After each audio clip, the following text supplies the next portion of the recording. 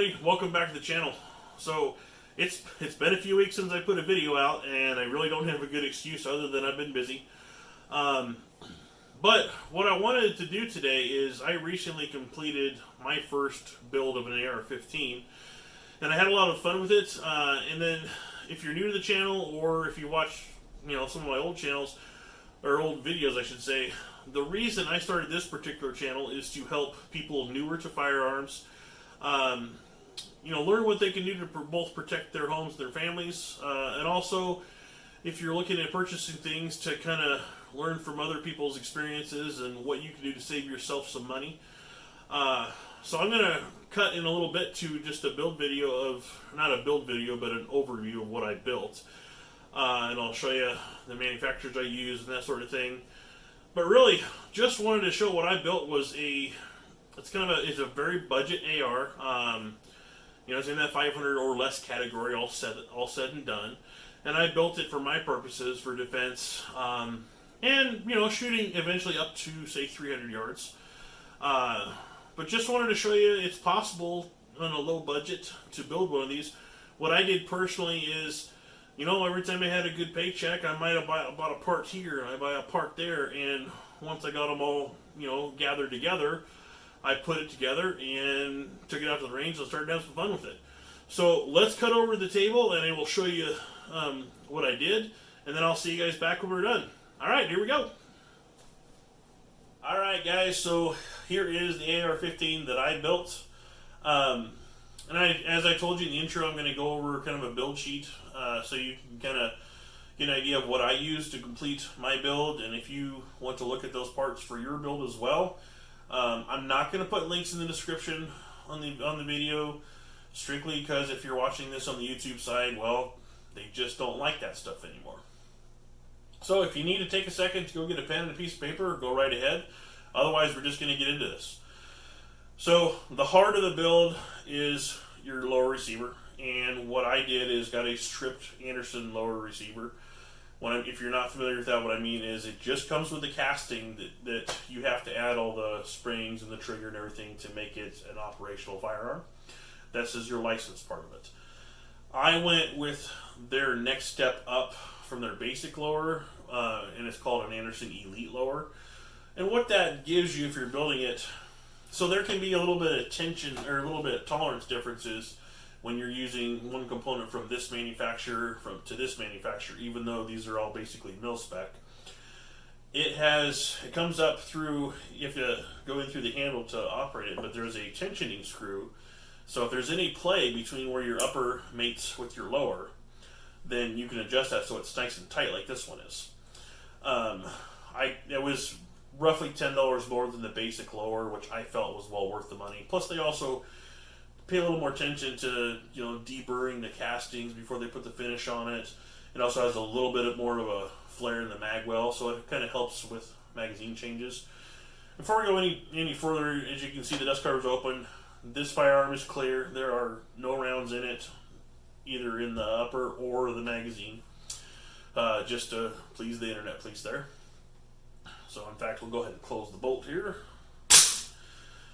So that's the lower. Now, to complete the lower, you have to find yourself a lower parts kit, and you can find all those with all sorts of manufacturers, and they're pretty inexpensive. I mean, you can spend a lot of money if you want to, but I went with what's called an enhanced lower parts kit from Strike Industries, and the reason I did that was kind of twofold. Number one, I'm left-handed, as you may know if you watched a lot of my other videos, so the standard parts group does not come with an ambidextrous safety switch here. So you have to operate it kind of right-handed if you want to switch it from fire to safe. I didn't want to do that. I wanted to be able to operate it without swapping hands. And if you order just a regular, basic parts kit, then you're gonna, if you want that option, you're gonna spend another between $20 and up to $80 sometimes just for the safety selector.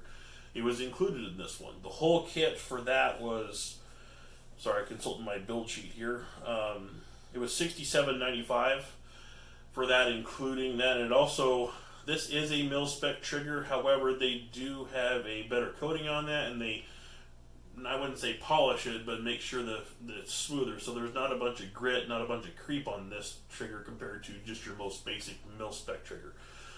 So for me, it was well worth spending the extra roughly $20-$25, just so you know.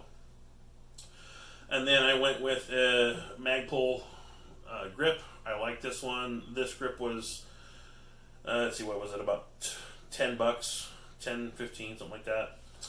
And then I also went with the Magpul Enhanced Trigger Guard. Your standard trigger guard is going to be straight across here. I like this little divot down here. It allows you, if you're going to shoot in the cold, more for gloved hands, that sort of thing, a little more room. And that was like $7 or $8. Magazine is just basic magazine. They're between $12 and $15. You can choose what you want.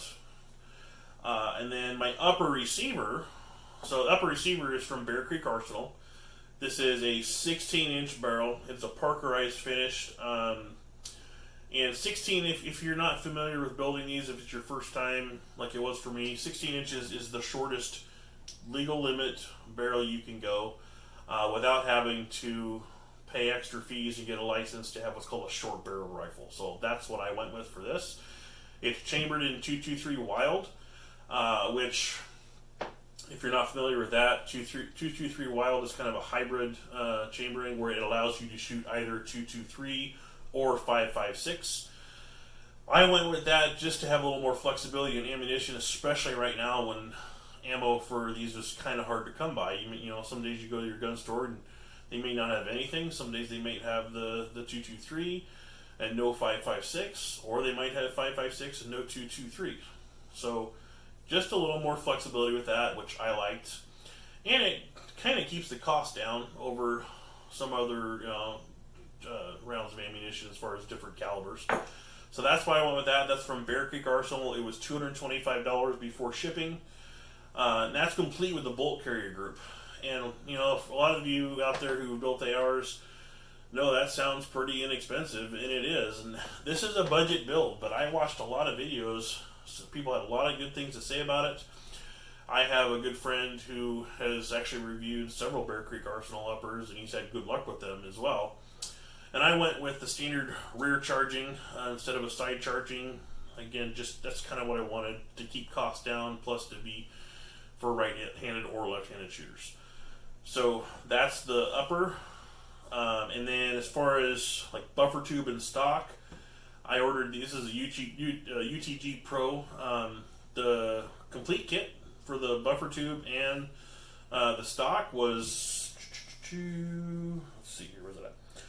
$59.95, and that's again a nice budget option. I really like this stock because with this, it's got two chambers on here.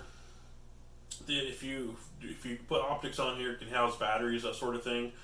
I liked it because it's got a nice surface for a cheek weld, and me with the beard, sometimes when you get rifle stocks, there's castings in there, and to be honest with you, they pull your beard. I liked the option of this one. It's a 6-position adjustable with a nice little recoil pad on here. Does come with the QD mounts, and also the Bear Creek Arsenal has QD mounts here, and I have tested these. They are nice and tight. The sling that I use does not come out.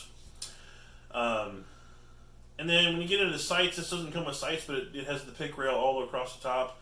So I went with, and this is one of the few things on here that, you know, public disclaimer, is not American made. These sights are from Feyachi, or Fayaki, however you pronounce it.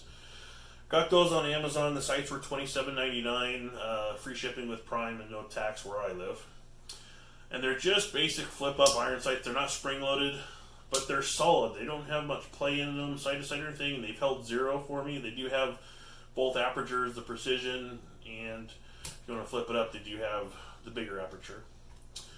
Fully adjustable in the sights. Almost everything else on this build is American. I'm not quite sure in the UTG, but the main components, all the lower components of the uppers are made in America, and that's important to me.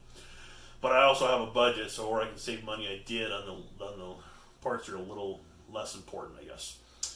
And then the red dot, while this is a great red dot, full disclosure, I did not pay for this. I have a buddy who has another YouTube channel. He used this to test out on his channel, and he passed it along to me. It's kind of nice when you get friends in the gun industry. Credit to Travis P11 for that, just in case you're wondering. If you did have to purchase this red dot, it's Ozark Armament. It's roughly a $60 red dot if you want to do it. He tested it. It held zero for him. I have probably about 150 rounds through this since I zeroed it in, and it has held zero for me. It'll probably get replaced in the near future with a scope, but for right now it's running really good. So yeah, altogether, so we've talked about the upper, we've talked about the lower, what I've used to build them with, buffer tube stock. All together, with all the parts in here, I've got $453 into building this AR, not including like sling and that sort of thing. So that might sound really cheap to some of you people, some of you guys and gals out there who've built ARs who shoot like long range precision. Yeah, if you're looking for long range precision, you're going to spend more than that. But for my use, for self defense and plinking at the range, you know, up to 300 yards once I get a scope, I think this is perfect, and I don't have a huge budget, so roughly $450 to build an AR. So I hope you like this video. I hope it gives you some insight into maybe some things you can do if you want to build your first AR and don't have a huge budget. I really like this gun. It's a lot of fun. So if you like videos like this and you want to keep seeing content coming from the channel, then, you know, hit that like button on there, subscribe, make sure you get the notifications when new videos come out, and pass them along to your friends. Alright guys, shoot safe.